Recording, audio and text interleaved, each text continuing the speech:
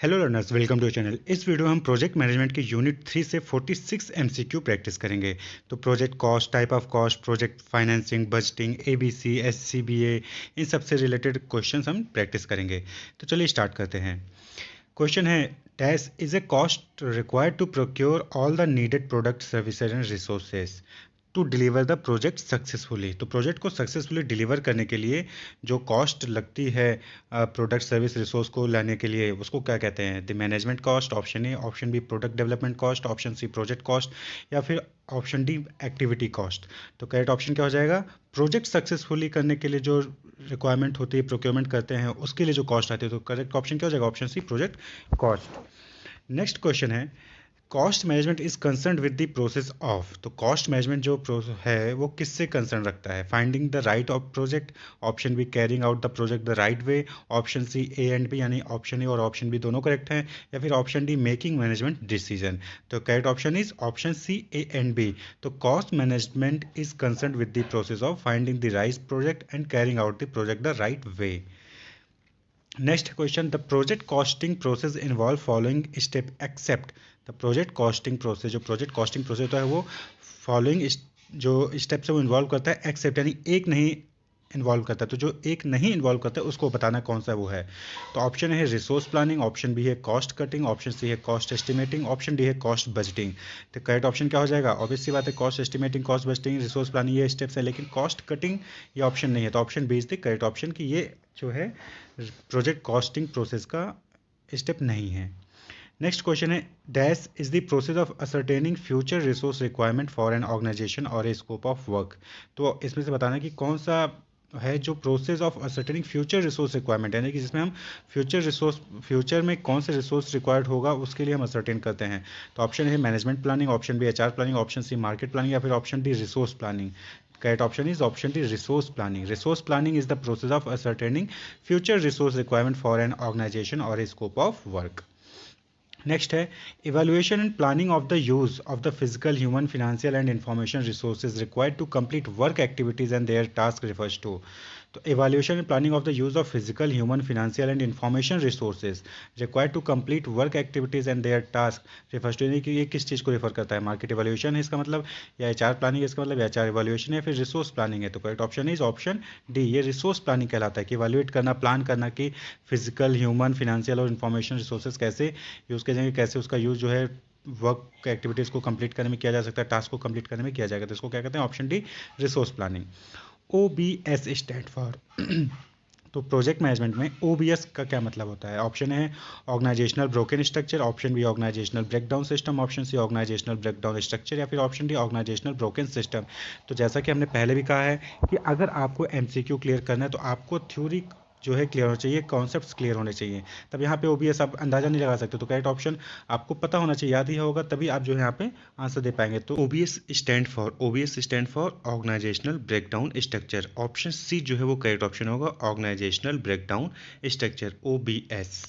Next है, dash is the predictive process use to quantify cost and price the resources required by the scope of an investment, option, activity और project. तो ये एक predictive process है, नीचे दिए गए ऑप्शन में से उसमें जो ऑप्शन है वो प्रिडिक्टिव प्रोसेस है, जो कि यूज़ किया जाता है क्वांटिफाई करने के लिए, कॉस्ट और प्राइस डिटरमाइन करने के लिए, रिसोर्स जो भी चाहिए होगा किसी प्रोजेक्ट को, एक्टिविटी को या इन्वेस्टमेंट ऑप्शन को कंप्लीट करने के लिए। तो ऑप्शन है cost estimating, option B cost assuming, option C cost recognising, या फिर ऑप्शन डी कॉस्ट कैलकुलेशन। तो आपको बताना है कि इन चारों में से कौन सा ऐसा है जो प्रिडिक्टिव प्रोसेस है, जिसमें कि हम quantify cost and price resources required, price the resources required by the scope of investment, option, activity और प्रोजेक्ट को करते हैं। तो option A cost estimating. Cost estimating ही है, एस्टिमेट करना, प्रिडिक्ट करना। नेक्स्ट है, the process is generally applied during each phase of the asset of project life cycle as the asset of project scope is defined, modified and refined. ये क्या मतलब, इसमें किसका मतलब होता है? मतलब cost estimating, cost budgeting, cost controlling, इनमें से किसका मतलब होता है कि process generally applied during each phase of asset और project life cycle as the asset of project scope is defined, modified and refined. तो करेक्ट ऑप्शन क्या हो जाएगा? Option A cost estimating. इसमें भी क्या है? कॉस्ट एस्टिमेटिंग ही आएगा। नेक्स्ट है, dash is concern with measuring variance from the cost baseline and taking effective corrective action to achieve minimum cost. तो आपको बताना है cost estimate, cost budget, cost control, या फिर D all of the above. तो क्या होगा जो कि कंसर्न रखता है measuring variance from the cost baseline and taking effective correction corrective action to achieve minimum cost. तो correct option is cost control. तो ऑब्वियसली बात है, कॉस्ट कंट्रोल क्या है, वेरिएंस को मेजर करता है और उसके बाद मिनिमम कॉस्ट को अचीव करने की कोशिश करता है। तो कॉस्ट कंट्रोल, कॉस्ट को कंट्रोल किया जाता है। नेक्स्ट क्वेश्चन है, benchmarking is widely used by dash to improve the performance of project. तो बेंच मार्क जो है वो किस लिए यूज़ किया जाता है, टेक्निकल इंडस्ट्रीज़ में, रिटेल इंडस्ट्रीज़ में, हॉस्पिटल इंडस्ट्री में या फिर टेलीकॉम इंडस्ट्री में। तो benchmark is widely used, ये वाइडली यूज किया जाता है बेंच मार्क जो है, तो किस में होता है, टेक्निकल इंडस्ट्रीज में। तो टेक्निकल इंडस्ट्री में benchmark is widely use to improve the performance of the projects. Next question, dash helps close the loop between project A and project B. तो नीचे दी चार ऑप्शन दिए उनसे बताना कि कौन सा ऑप्शन है जो कि क्लोज करता है लूप को बिटवीन प्रोजेक्ट और प्रोजेक्ट। दो प्रोजेक्ट है, प्रोजेक्ट ए प्रोजेक्ट बी, उनके बीच में जो लूप है उसको क्लोज करता है, तो कौन करता है। Option A benchmarking, option B cost busting, option C cost estimating या फिर ऑप्शन डी रिसोर्स प्लानिंग। तो correct option is benchmarking. Benchmarking helps to close the loop between project and project B. Next question है, the goal of dash is to store data from executed and running projects to extract valuable project metrics and to benchmark current estimates। तो फिर से देखिए यहाँ पे क्या आएगा, benchmark. The goal of, तो बताना कि आपको किसका गोल है, to store data from executed and running project, यानी कि जो प्रोजेक्ट एग्जीक्यूट हो रहा है, रन हो रहा है, उससे स्टोर डेटा स्टोर करके और जो प्रोजेक्ट मैट्रिसेस हैं उसको अगले प्रोजेक्ट के लिए बेंचमार्क बना लेना। तो क्या होगा, ऑप्शन है project benchmarking, option B project reporting, option C project store या फिर ऑप्शन डी प्रोजेक्ट फॉर्मुलेशन। तो क्वेश्चन में ही है बेंचमार्क, तो करेक्ट ऑप्शन क्या हो जाएगा, ऑप्शन है प्रोजेक्ट बेंचमार्किंग। नेक्स्ट क्वेश्चन है, project benchmarking does not only include the dash between projects as it is also interesting to compare revision within a project. तो बताने कि project benchmarking does not only include the difference between project, competition between project, comparison between projects या फिर D all of the above. तो correct option क्या हो जाएगा, comparison. Project benchmarking does not only include the comparison between projects as it is also interesting to compare revision within a project. Next question है, dash include premium transportation charges and incremental unit prices incurred as a result of expediting delivery of material from the supplier। तो आपको बताना है कि कौन सा cost है, expedite cost है, नॉर्मल कॉस्ट है, वेरिएबल कॉस्ट है, फिर नॉन रिकरिंग कॉस्ट है। तो करेक्ट ऑप्शन क्या होगा, देखिए यहाँ पे क्वेश्चन में दिया भी है एक्सपीडाइटिंग डिलीवरी। तो करेक्ट ऑप्शन क्या हो जाएगा, ऑप्शन ए expedite cost. Expedite cost include premium transportation charges. Next question है, ए dash is a regularly occurring cost or estimated cost which is documented with one record that describe the income or expenses and its pattern। तो regularly occurring cost कौन सा होता है, तो option है non recurring cost, option B variable cost, option C recurring cost, option D normal cost. तो correct option क्या हो जाएगा, option C recurring cost, recurring जो बार बार आता है। नेक्स्ट क्वेश्चन है, the cost help in knowing how often it occurs, the rate at which it increase और decrease, the time period during which the cost applies and so forth. तो आपको बताना कि कौन सा कॉस्ट है जो कि हेल्प करता है ये जानने में कि कब कॉस्ट आएगा, किस रेट से आएगा, किस रेट से घटेगा बढ़ेगा, किस टाइम पीरियड में होता है और क्या कॉस्ट अप्लाई होगा। तो ऑप्शन ए है non recurring cost, option B variable cost, option C recurring cost, option C dip fixed cost. तो यहाँ पे भी सेम है कि अगर आपने पढ़ा है तो ही आप आंसर दे पाएंगे। तो करेक्ट ऑप्शन क्या हो जाएगा, रिकरिंग कॉस्ट। रिकरिंग कॉस्ट में ये होता है कि आपको पता होता है कि कब आएगा, कितने रेट से बढ़ेगा, कितने रेट से घटेगा, क्या टाइम पीरियड है, ये सारी चीज़ें पता चल जाती है उस कॉस्ट में। नेक्स्ट क्वेश्चन है, manufacturing supplies wages for the production staff, fuel और power consumption are the example of. तो जो मैन्युफैक्चरिंग सप्लाई है, वेजेस है जो देते हैं, फ्यूल या पावर कंजम्पशन जो होता है, तो किस चीज़ का एग्जांपल है, नॉन रिकरिंग कॉस्ट का, वेरिएबल कॉस्ट का, डायरेक्ट कॉस्ट है, फिर इनडायरेक्ट कॉस्ट का। तो करेक्ट ऑप्शन क्या है, डायरेक्ट कॉस्ट का। मैन्युफैक्चरिंग सप्लाईज हो गया, डायरेक्ट आप पेमेंट करते हैं, wages for the production staff direct होता है, फ्यूल और पावर कंजम्पशन होता है वो भी डायरेक्ट है, तो डायरेक्ट कॉस्ट है ये। Administration, personal and security cost are the example of. बताना है कि एडमिनिस्ट्रेशन जो होता है, खर्चे होते हैं, जो पर्सनल खर्चे होते हैं, जो पर्सनल के ऊपर खर्चे होते हैं, जो सिक्योरिटी के ऊपर खर्चे होते हैं, वो कौन से टाइप के कॉस्ट है। तो ऑप्शन इज इनडायरेक्ट कॉस्ट है, इनडायरेक्टली कॉस्ट इनकर होता है ये। Type of indirect cost includes, आपको बताना है कि जो इनडायरेक्ट कॉस्ट वो क्या करते इंक्लूड करते हैं, indirect fixed cost and indirect recurring cost, option B indirect normal cost, option C indirect expedite cost या फिर option D all of the above. तो करेक्ट ऑप्शन क्या है, इनडायरेक्ट कॉस्ट का इनडायरेक्ट फिक्स्ड कॉस्ट और indirect recurring cost. Fixed मतलब fixed है, हमेशा फिक्स हो जाएगा, एक बार होगा, और रिकरिंग जो बार बार कॉस्ट आएगा। नेक्स्ट क्वेश्चन है rights of such as design development and investment cost and fire और theft losses lawsuit payment losses on sale of assets and moving expenses are the example of. तो इस type के अगर expenses होते थे किस type के example हैं, तो किसका एग्जांपल है non recurring cost, variable cost, direct cost या फिर इनडायरेक्ट कॉस्ट का। तो correct option is non recurring cost. ये अचानक से आ गए, बार बार नहीं आएंगे, कभी कभार आ जाता है कि डेवलपमेंट हो रहा है तो उसके कॉस्ट आ गई, फायर हो गया, आग लग गई या चोरी हो गया तो कोई लॉ सूट हो गया तो उसके इसमें जो है ये कॉस्ट इनकर हो जाता है। तो ये नॉन रिकरिंग है, मतलब एक बार हो गया, बार बार नहीं होता है, कोई इसका पैटर्न नहीं होता। नेक्स्ट क्वेश्चन है non recurring cost are also known as. तो बताना है कि नॉन रिकरिंग कॉस्ट को हम किसी और नाम से भी जानते हैं, वो किस नाम से जानते हैं, extra performance cost, extraordinary cost, performance cost या फिर none of the above. Correct option is extraordinary cost. जैसे कि बताया कि अचानक से कोई कॉस्ट इनकर हो गया तो उसको हम क्या कहते हैं नॉन रिकरिंग, तो एक्स्ट्रा ऑर्डिनरी कॉस्ट भी कहा जाता है इसको। नेक्स्ट है cost that does not change with an increase और decrease in the amount of goods और सर्विस प्रोड्यूस्ड और सोल्ड। तो आपको बताना है कि वो कॉस्ट जो कि अमाउंट ऑफ गुड्स जो भी सर्विसेज है जो प्रोड्यूस किया जाता है जो सोल्ड किया जाता है उसके बेसिस पर चेंज नहीं होता है, तो उसको कौन सा कॉस्ट कहते हैं, फिक्स, वेरिएबल, डायरेक्ट या इनडायरेक्ट का। तो ऑप्शन आपको सभी को पता होगा, फिक्स्ड कॉस्ट फिक्स हो जाता है, वो आप कितना भी प्रोड्यूस करें कितना भी बेचें वो चेंज नहीं होता, एक बार हो गया तो हो गया, इनकर हो गया तो इनकर हो गया, फिक्स्ड कॉस्ट। नेक्स्ट है rent, employee salary, insurance and office supplies are the example of. तो जो रेंट देते हैं, एम्प्लॉय सैलरी देते हैं, इंश्योरेंस का पैसा है, ऑफिस सप्लाईज का पैसा, वो किस कॉस्ट का एग्जांपल है, फिक्स्ड, वेरिएबल, डायरेक्ट या इनडायरेक्ट। तो correct option is fixed cost. Fix है, रेंट देना ही देना है, एम्प्लॉय सैलरी देनी ही देनी है, इंश्योरेंस भी देना ही देना है, ऑफिस सप्लाईज तो भी लाना है ना, तो फिक्स्ड कॉस्ट है ये। नेक्स्ट है sale commissions, direct labour cost, cost of raw material used in production and utility cost are the example of. तो सेल्स कमीशन हो गया, डायरेक्ट लेबर कॉस्ट हो गया, कॉस्ट ऑफ रॉ मटेरियल हो गया जो कि प्रोडक्शन में यूज होता है, यूटिलिटी कॉस्ट हो गया। थी किस चीज़ कौन से कॉस्ट के एग्जांपल हैं, फिक्स्ड कॉस्ट के, वेरिएबल कॉस्ट के, डायरेक्ट कॉस्ट के, फिर इनडायरेक्ट कॉस्ट है। तो correct option is variable cost की। वेरिएबल है, वेरिएबल होता है सेल्स कमीशन, किसी महीने ज़्यादा मिला किसी महीने कम मिला। लेबर कॉस्ट, डायरेक्ट जो लेबर कॉस्ट होता है वो भी किसी दिन कम लेबर की जरूरत पड़ी किसी दिन ज़्यादा लेबर की जरूरत पड़ी तो कम हो सकता है। रॉ मटेरियल डिमांड कम है तो रॉ मटेरियल कम चाहिए, डिमांड ज़्यादा है तो रॉ मटेरियल ज़्यादा चाहिए, तो वेरिएबल होता रहता है ये। नेक्स्ट क्वेश्चन है dash is cost allocation method that assign cost to product based on the material labour and overhead use to produce them. तो आपको बताना है कि कौन सी कॉस्टिंग में ये होता है, नॉर्मल कॉस्टिंग में, रिकरिंग कॉस्टिंग में, नॉन रिकरिंग कॉस्टिंग में या फिर तीनों में ही, ऑल ऑफ द अबव। तो correct option is normal costing में। Normal costing is cost allocation method that assign cost to product based on the material labour and overhead use to produce them. Next है process for allocating administrated and departmental fund necessary to build a financial foundation for producing stated project deliverables.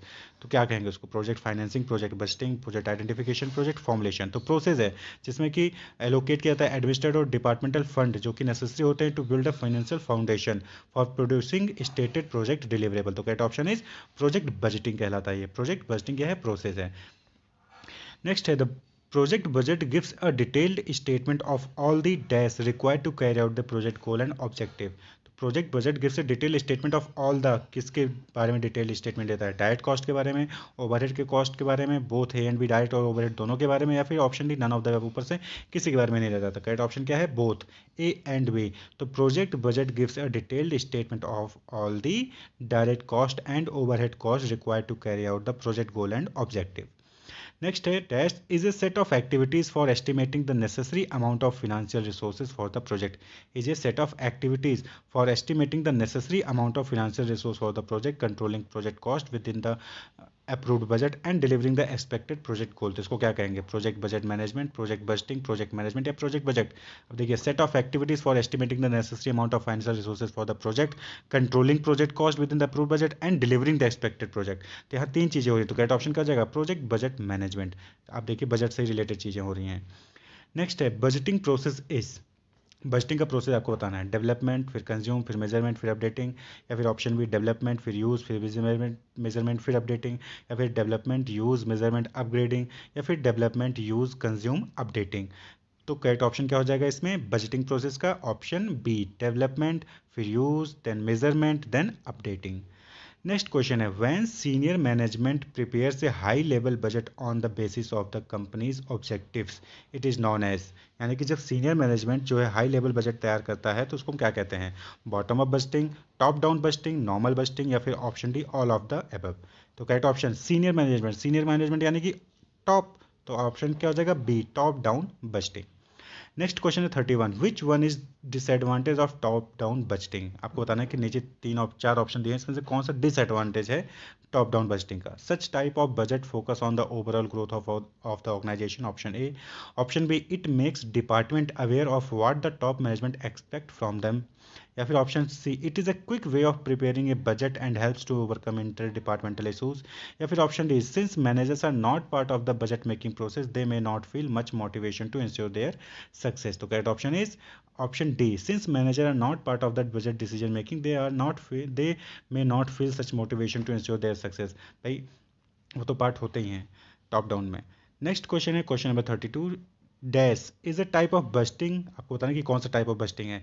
Bursting that attempts to determine the underlying cost for each individual department and segment of an organisation and then total up each department. यानी कि देखिए department wise पहले bursting होती है, फिर उसको total किया जाता है। तो option A top down budgeting, option B normal budgeting, option C bottom up budgeting, या फिर option D vertical budgeting. Correct option क्या हो जाएगा, जहाँ पे अलग अलग डिपार्टमेंट से आपने एस्टिमेट ले लिया फिर उसको टॉप टोटल करते हैं। तो correct option is bottom up, नीचे से ऊपर जाना, बॉटम अप बस्टिंग कहलाता है। One of the disadvantages of this strategy is that it can sometimes lead to overbusting। तो आपको बताना है कि नीचे चार बस्टिंग में से कौन से बस्टिंग में ओवर बस्टिंग भी हो जाती है। Option A top down budgeting, option B normal budgeting, option C bottom up budgeting, या फिर ऑप्शन डी वर्टिकल बस्टिंग। तो correct option is option C bottom up budgeting. क्या होता है कि अलग अलग डिपार्टमेंट होते हैं, तो अलग अलग डिपार्टमेंट अपने सोचते हैं कि हम ज़्यादा से ज़्यादा बजट दे दें ताकि हमारे पास एक्सपेंसेस के लिए पैसे आ जाएँ। तो इस चक्कर में क्या होता है कि ओवर बस्टिंग भी हो जाती है। नेक्स्ट क्वेश्चन, डैश बताने की कौन सी कॉस्टिंग है। फोकस ऑन आइडेंटिफाइंग एक्टिविटीज और production process that are used to process a job. तो कौन सी एक्टिविटी है, कौन सी कॉस्टिंग है। C B A costing, B B C A costing, C A B C costing, या फिर D S C B A costing. तो कौन सी कॉस्टिंग है जो कि फोकस करती है एक्टिविटीज़ को आइडेंटिफाई करने में, प्रोडक्शन प्रोसेस में, जो कि जॉब को प्रोसेस करने में यूज़ होता है। तो correct option is A B C costing. आपने पढ़ा होगा A B C costing. Activity based costing is a much more accurate way of assigning. आपको बताना है कि जो एक्टिविटी बेस्ड कॉस्टिंग होता है वो मच मोर एक्यूरेट वे है किस चीज़ को असाइन करने में, डायरेक्ट कॉस्ट को, नॉर्मल कॉस्ट को, इनडायरेक्ट कॉस्ट को, या फिर ओवर कॉस्ट को। तो correct option is indirect cost को। तो एक्टिविटी बेस्ड कॉस्टिंग जो है वो much more accurate way of assigning indirect cost.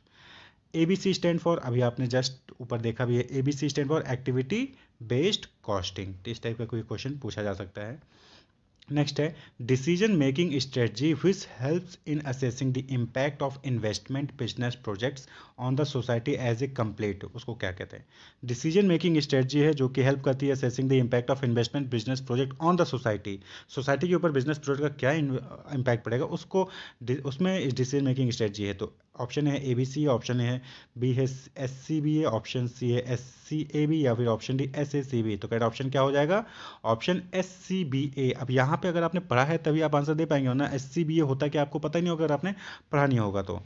Next, S C B A of a project stand for, same question, अगर नहीं पढ़ा तो नहीं बता पाएंगे। तो एस सी बी ए क्या होता है। ऑप्शन है society cost benefit analysis, option B social cost benefit analysis, option C society costing benefit analysis, या फिर option D social cost benefit assuming. तो करेक्ट ऑप्शन है social cost benefit analysis. Social cost benefit analysis S C B A का मतलब होता है। Next है the social cost benefit analysis calculates.